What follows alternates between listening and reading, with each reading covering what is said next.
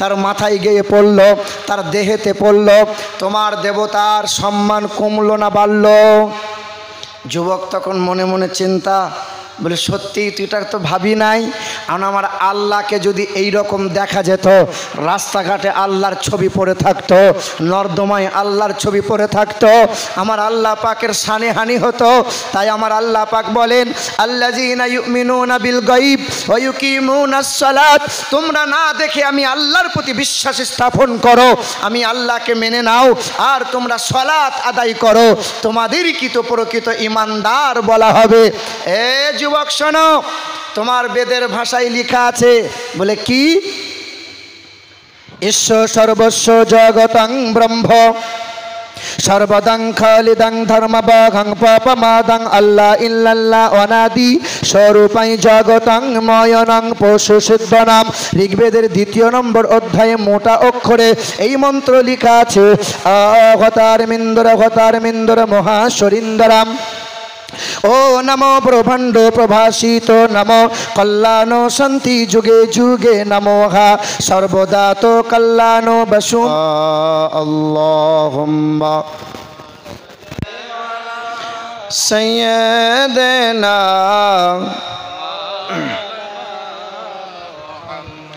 وعلى آل سيدنا مولانا محمد। আলহামদুলিল্লাহ, সমস্ত প্রশংসা মহান মালিকের জন্য, যিনি আমাদেরকে পৃথিবীর সর্বশ্রেষ্ঠ সম্পদ ঈমান নামক বস্তুটা দান করেছেন। আর তিনি বড় দয়া করে আমাকে আপনাদেরকে রহমতের মজলিসে, ক্ষমা পাওয়ার মজলিসে, রিয়াজুল জান্নাহ জান্নাতের বাগানে বসার তৌফিক দিয়েছেন। একটু আস্তে করে বলবেন না সুবহানাল্লাহ। আমি কিন্তু তেমন মৌলবি না যে আপনাকে খোঁচা মেরে আর জোর করে সুবহানাল্লাহ বলাবো, কারণ আমি আপনি বসে আছি জান্নাতের বাগানে। এই জান্নাতের বাগানে বসবে যারা, ক্ষমা পেয়ে বাড়ি যাবে তারা। এই জান্নাতের বাগানে বসবে যারা, জান্নাতের দলে থাকবে তারা। এই জান্নাতের বাগানে বসবে যারা, মমিন আর মমেনা হবে তারা। এই জান্নাতের বাগানে বসলে ওই জান্নাতের বাগান পাওয়া যায়। জান্নাতি ভাষা হলো 4টে, সুবহানাল্লাহ, আলহামদুলিল্লাহ, আল্লাহু আকবার, লা ইলাহা ইল্লাল্লাহ। আমার একজন বন্ধু ছিল জানেন, সিপিএম করতো, চাপে পড়ে বা ঘটনাক্রমে তৃণমূলে যোগ দিয়েছে। রাস্তায় যখন মিছিল হয় সবাই স্লোগান দেয় ইনকিলাব জিন্দাবাদ। তা আমার বন্ধুটা হালসাল তৃণমূলে যোগ দিয়েছে, এ কিন্তু স্লোগান দেয় না।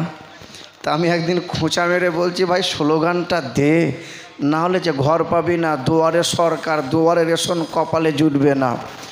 এ চাপে পড়ে তখন স্লোগান দেয়, ভক্তিতে দেয়, কথা বলেন না, মহাব্বতে দেয় না। কারণ হলো এই লোকটা এই দলের না। আমি আপনি জান্নাতের বাগানে বসে আছি, আর জান্নাতি ভাষা যদি আমার আপনার জবান থেকে মহাব্বতে বার না হয়, তাহলে জেনে রাখতে হবে আমরা জান্নাতির দলে নাই। আমার বাবাজির, আমার সোনার টুকরো বন্ধুরা, আজ জাতি ধর্ম দলমত নির্বিশেষে আমরা সকলেই এই সভাতে উপস্থিত হয়েছি।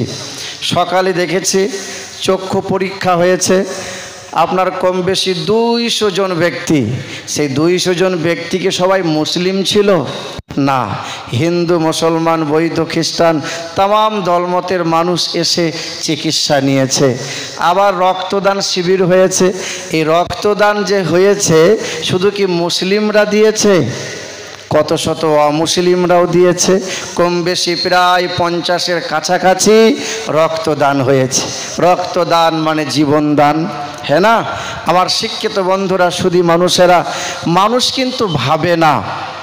হাসপাতালের বেডে আমার এক অমুসলিম হিন্দু ভাই একসাথে স্কুল কলেজে লেখাপড়া করেছি, সে আজকে বামুন হয়েছে, আমি হয়েছি মৌলভী সাহেব।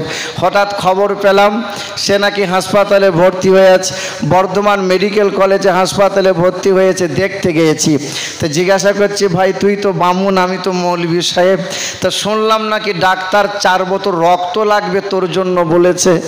তা রক্ত তো হিন্দুরাও দেয়, রক্ত তো মুসলিমরাই দেয়, তো রক্ত কার নিবি বাবা? তাই এ বলছে যা করবি কর, আগে আমাকে সুস্থ কর, সে হিন্দুর হোক মুসলিমের হোক, রক্ত আমাকে দে, হিন্দু মুসলমান পরে হবে। কথা বুঝতে পারছেন না? আজকের সমাজে রাজনৈতিক নেতা যারা স্বার্থ সিদ্ধির জন্য, ভোট ব্যাংকের জন্য দিন রাত হিন্দু মুসলমান করে হিংসা ছড়াচ্ছে তারা। কখনো মন্দির, কখনো মসজিদ, কখনো মাদ্রাসা, কখনো মক্তব, কখনো খানকা নিয়ে।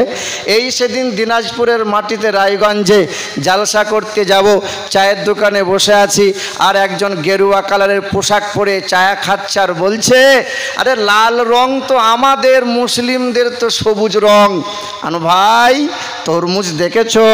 বলে হ্যাঁ। তো তরমুজের ভেতরটা লাল, ওপরটা সবুজ, ওকে হিন্দু বলবে না মুসলিম বলবে বলো?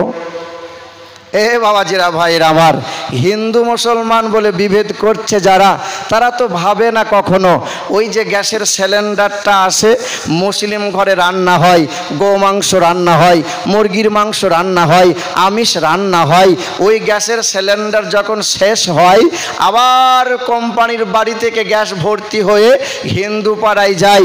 বামুনের ঘরের বৌমা তখন ওই গ্যাসের সিলিন্ডারে রান্না করে, কিন্তু কোনো দিন গঙ্গা জল দিয়ে ধৌত করে না, মানে সেখানে কোনো ছুঁইয়ের ব্যাপার না। কথা বুঝতে পারছেন না?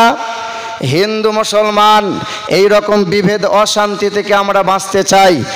আজ এই হলদিবাড়ি এলাকার হিন্দু মুসলমানের যে সম্প্রীতি, যে মহাব্বত, যে ভালোবাসা, আমি যথেষ্ট খুব মুগ্ধ হয়েছি, আমার খুব ভালো লেগেছে। পুরুলিয়া ডিস্ট্রিক্টে গেলেও দেখতে পাই যেখানে 80 ঘর হিন্দু, 20 ঘর মুসলিম, সেখানে হিন্দু ভাইরা রান্না করে, মুসলিম ভাইরা জলসা শোনে। শুনলাম নাকি হিন্দু মুসলমান মিলেমিশে জলসা করে। আজ পয়ামারির মাটিতে হিন্দু ভাইরা রক্ত দেয়, হিন্দু ভাইরাও চোখের চিকিৎসা নেয়, আর আবার হিন্দু ভাইরা মুসলিম ভাইরা মিলেমিশে জলসা সভাতে থাকে। আমাদের ধর্ম সভা মানে সম্প্রীতির সভা, আমাদের ধর্ম সভা মানে মানবতার সভা, আমাদের ধর্ম সভা মানে প্রেম প্রীতির সভা। আমাদের কোরআন আল্লাহ পাক রব্বুল আলামিন জানিয়ে দিয়েছেন, কোরআন শরীফের পারা নম্বর 7 পৃষ্ঠা নম্বর 20 লাইন নম্বর 6, আমার আল্লাহ পাক বলেন, ওয়ালা তাসুব্বুল্লাযিনা ইয়াদউনা মিন দুনিল্লাহ ফায়াসুব্বুল্লাহা আদওয়াম বিগাইরি ইলম। হে আমার বান্দা বান্দিরা, তোমরা কখনো কোনো ধর্মকে গাল মন্দ করবে না, কোনো দেব দেবী নিয়ে তোমরা আঙ্গুল তুলে কথা বলবে না। ওরা ওদের ধর্ম পালন করবে, তোমরা তোমাদের ধর্ম পালন করবে। লা ইকরাহা ফিদ্দিন, ধর্মের ব্যাপারে কখনো কোনো দিন তোমরা জোর করবে না। কোরআন মানবতা শিখিয়েছে, কোরআন প্রেম প্রীতি শিখিয়েছে। একদিন আমাদের দয়ার নবী মোহাম্মদ মুস্তাফা সাল্লাল্লাহু তাআলা আলাইহি ওয়াসাল্লাম, তিনি একদিন ওয়াজ করছিলেন, সাহাবায়ে কিরামরা ওয়াজ শুনছিলেন। হঠাৎ করে নবী আমার দাঁড়িয়ে গেলেন, নবীকে দেখে সাহাবারাও দাঁড়িয়ে গেল। ইয়া রাসূলুল্লাহ, হঠাৎ আপনি দাঁড়ালেন কেন? আল্লাহর নবী বললেন, রাস্তার দিকে চেয়ে দেখো, কয়েকজন মানুষ কাঁধে করে একটি লাশ বয়ে বয়ে নিয়ে যায়। হ্যাঁ ইয়া রাসূলুল্লাহ, তবে লাশটা তো মুসলিম নয়, ওই মৃত্যু ব্যক্তিটা মুমিন ইমানদার নয়। আমি জানি সেই ব্যক্তি অমুসলিম, আমি জানি ব্যক্তিটা ইহুদি হিন্দু হতে পারে, কিন্তু এটাও তো জানি তোমাদের দেহে যে রঙের রক্ত বইছে, তারও শরীরে সেই রঙের রক্ত বইছে। সে তো একজনা মানুষ, মানুষ বলে আমি দাঁড়িয়ে দাঁড়িয়ে সেলুট সম্মান জানালাম। এর নাম ইসলাম, আর এর নাম ভারতবর্ষ। যে ভারতবর্ষের মাটিতে পাশের বাড়ি রাম বাস করবে, এই দিকে আপনার রহিম বাস করবে, আমাদের কোনো অসুবিধা হয়নি, আগামীতেও কোনো অসুবিধা হবে? অনেক দামের দেশ, রক্ত ঘামের দেশ, মায়ার বাঁধন বড় বেশি। হিন্দু মুসলমান, বৈধ বা খ্রিস্টান, আমরা সকলেই তো ভারতবাসী। কেন এত সংঘাত, কেন কিসের বিবাদ? ভাই ভাই রাখো হাত হাতে, সমরে পক্ষপাতী হয়েছে ষষ্ঠ জাতি। নজির দেখাও আজ দুনিয়াতে, চারিদিকে দুশ্মন, ভেঙো না মন, জমিয়ে সাহস রাখো বুকে। চারিদিকে দুশ্মন, ভেঙো না মন, জমিয়ে সাহস রাখো বুকে। শত্রুকে, ইমান জিন্দা করে জিহাদের হুঙ্কারে পরাজিত করো শত্রুকে। চারিদিকে গাদ্দার ভিনদেশি তাবেদার, সজাগ দৃষ্টি রাখো সবে। সকল মির্জাফর বিদেশি গোলাম চোর, রুখতে তাদের আজ হবে।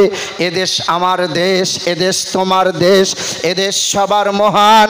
ধন্য ধন্য আমি, ধন্য ধন্য তুমি, আমরা বাংলা মাটির সন্তান।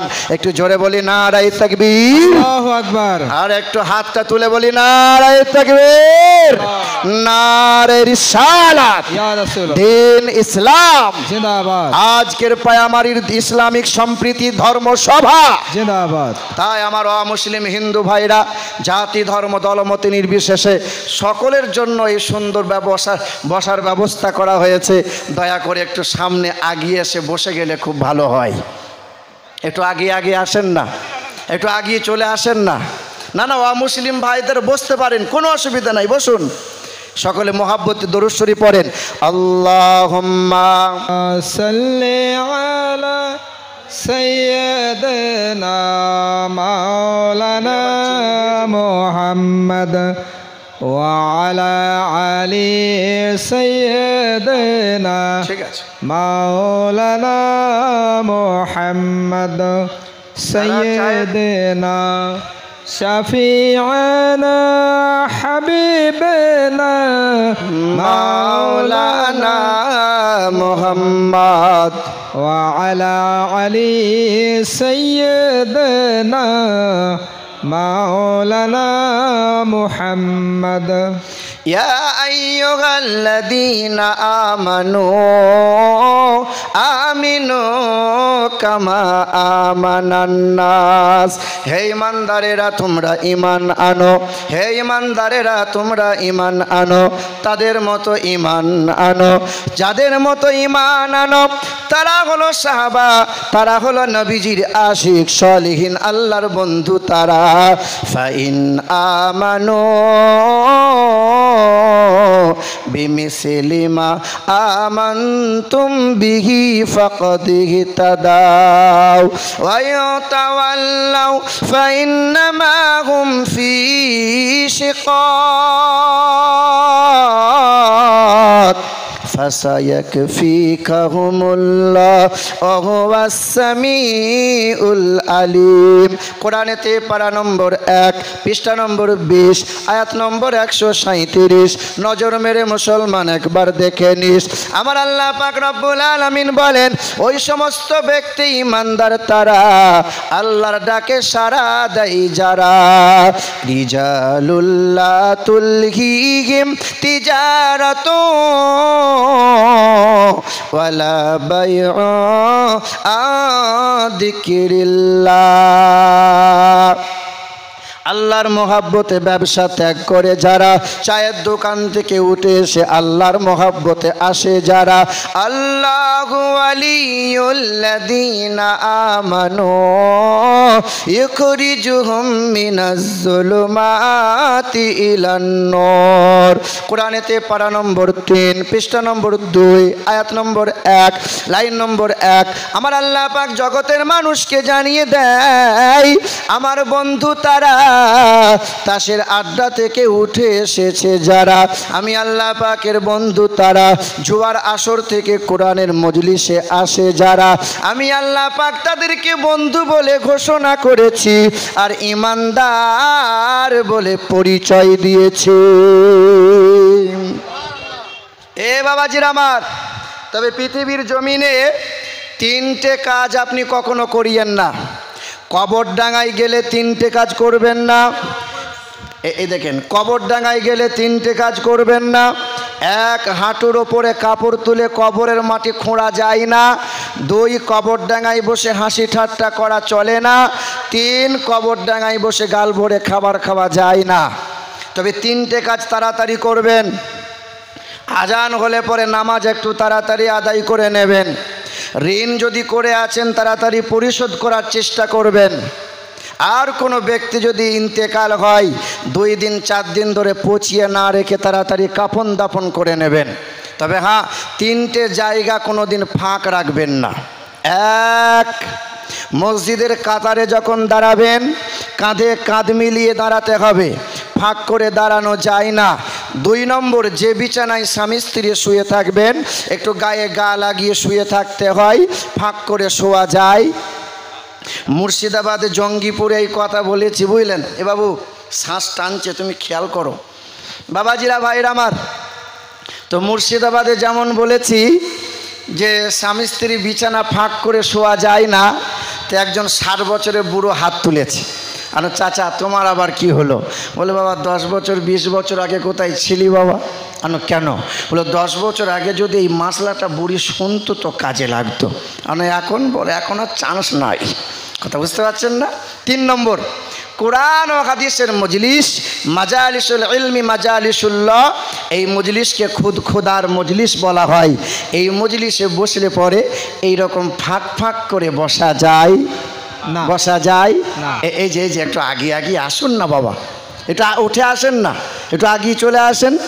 আর জিকির করি লা ইলাহা ইল্লাল্লাহ, বলো লা ইলাহা ইল্লাল্লাহ, লা ইলাহা ইল্লাল্লাহ, মুহাম্মদ রাসূলুল্লাহ।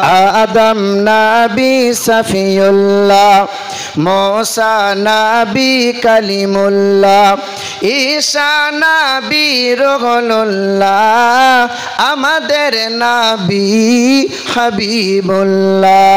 লা ইলাহা ইল্লাল্লাহ, লা ইলাহা ইল্লাল্লাহ, লা ইলাহা ইল্লাল্লাহ, মুহাম্মদ রাসূলুল্লাহ।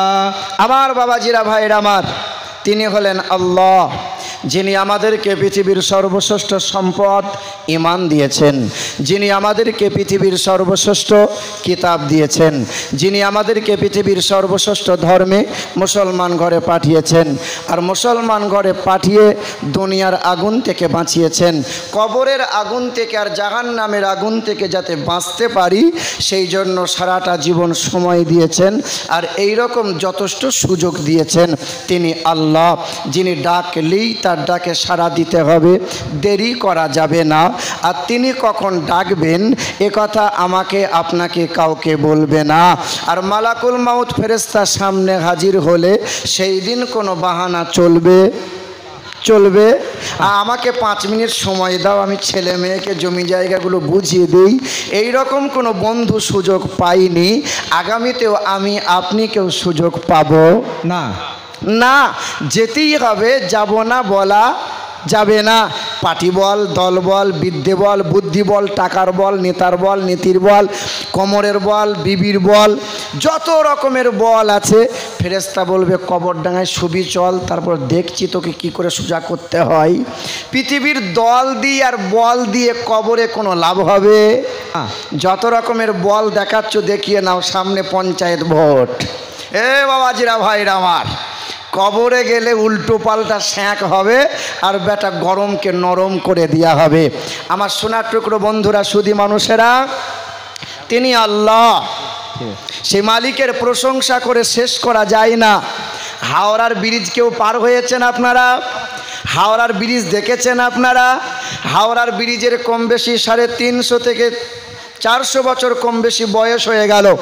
এই 300-350 বছর বয়স হাওড়ার ব্রিজের প্রতিদিন সকাল সন্ধ্যা রাত দিন হাজার হাজার টন টন মাল যাতায়াত হচ্ছে। আজও বিশ্বের মাটিতে অসংখ্য আশ্চর্য জিনিসের মধ্যে একটা হলো হাওড়ার ব্রিজ।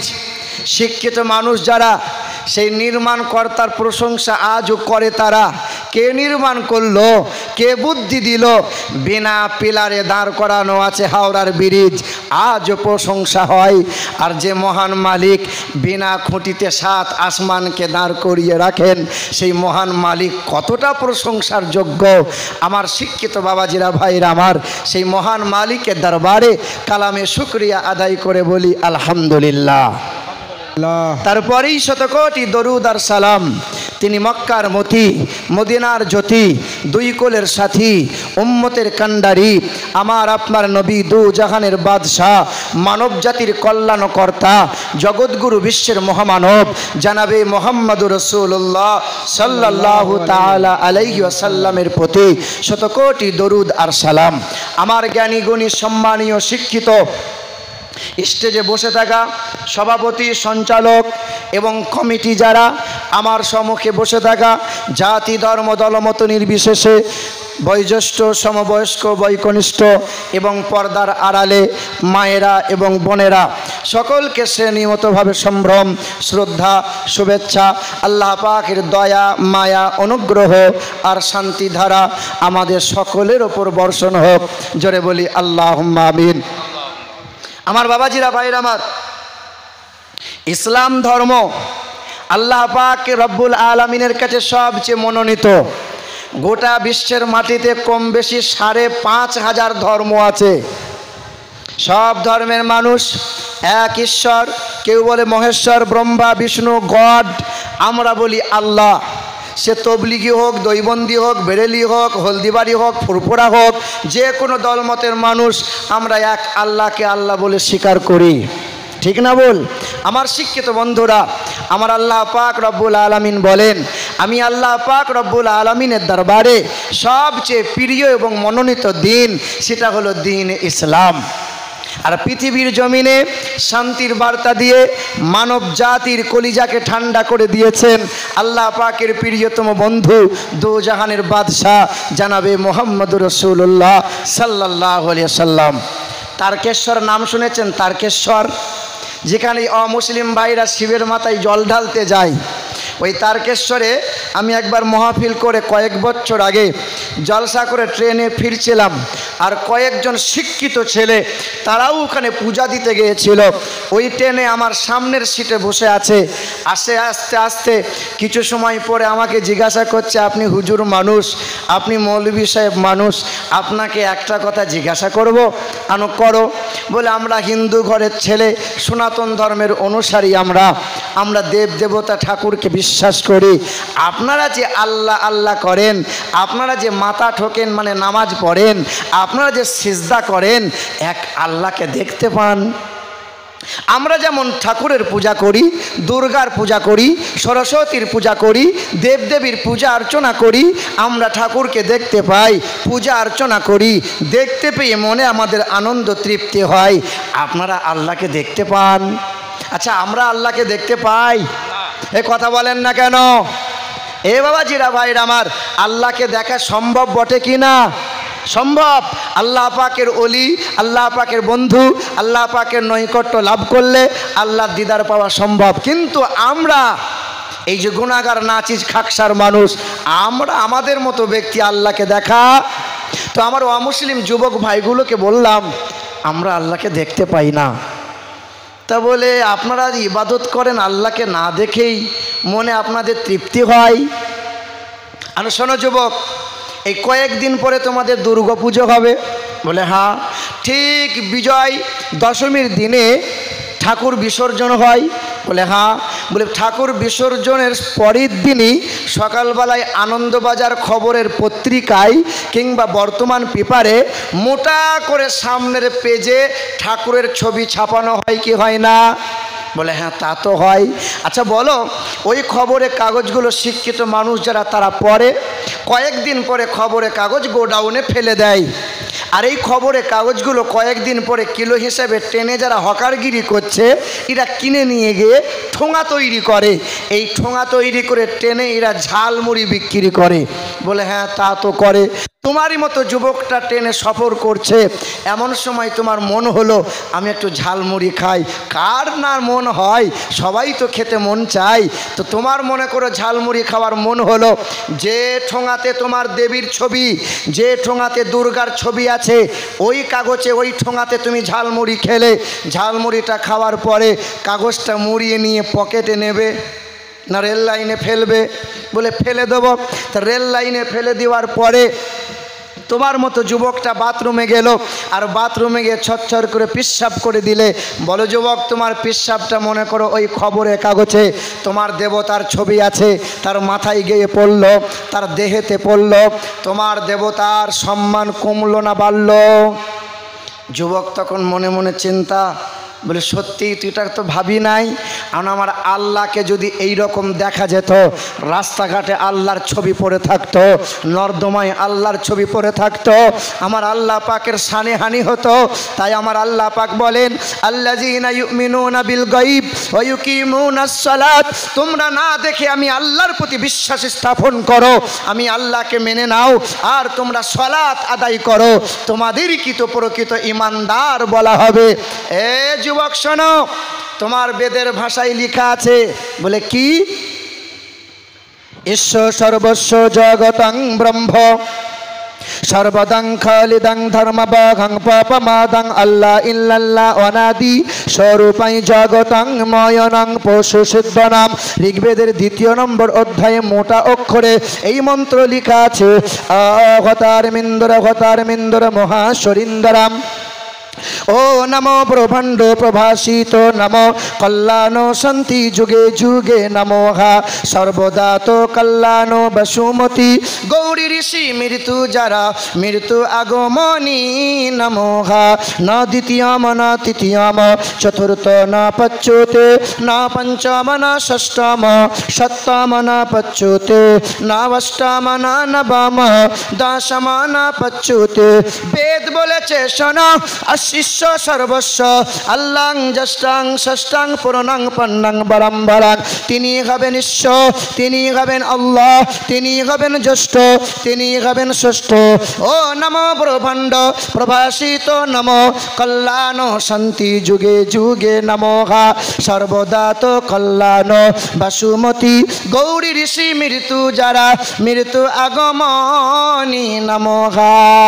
তিনি হবেন বিশ্ব ব্রহ্মাণ্ডের মালিক, তিনি হবেন নীল গগনের মালিক, তিনি হবেন হায়াত মৌতের মালিক, তিনি হবেন আসমান ও জমিনের মালিক। জোরে বলেন ঠিক কিনা? আসমান জমিনের মালিক কে? আল্লাহ। হায়াত মৌতের মালিক কে? আনন্দ নিরানন্দের মালিক কে? আল্লাহ। জান্নাত ও জাহান্নামের মালিক কে? আল্লাহ। বিশ্বাস করেন আপনারা? ওয়াল কাদরি খাইরিহি ওয়া শাররিহি মিনাল্লাহি তাআলা। এই তকদিরের ভালো আর মন্দের মালিক কে? আল্লাহ। তবে মুসলমান কিছু কিছু জন বলে ডান হাত চুলকালে নাকি গাড়ি গাড়ি টাকা হয়। এ মুসলমান, এই রকম ধারণা করা মুসলমানের চলে না। অনেক মুসলমানকে দেখি যে বাম দিকের চোখটা লাপাচ্ছে, বাম দিকের চোখ লাপালে নাকি মুসলমান বিশ্বাস করে বিপদ হওয়ার আশঙ্কা আছে। না মুসলমান, এই রকম ধারণা করা চলে না। আমি যখন স্কুলে লেখাপড়া করতাম, আমার প্রতিবেশী এক ছেলে মাথায় ক্যাপ পরে স্কুল কলেজ যেত। আমি জিজ্ঞাসা করলাম, তুমি ক্যাপ পরে কেন স্কুল কলেজ আসো? একদিন পাশে গিয়ে আমাকে দেখায় যে আমার মাথায় নাকি 2টো টিকে আছে। কটা? ও দাদি বলেছে 2টো টিকে থাকলে নাকি 2টো বিয়ে হয়।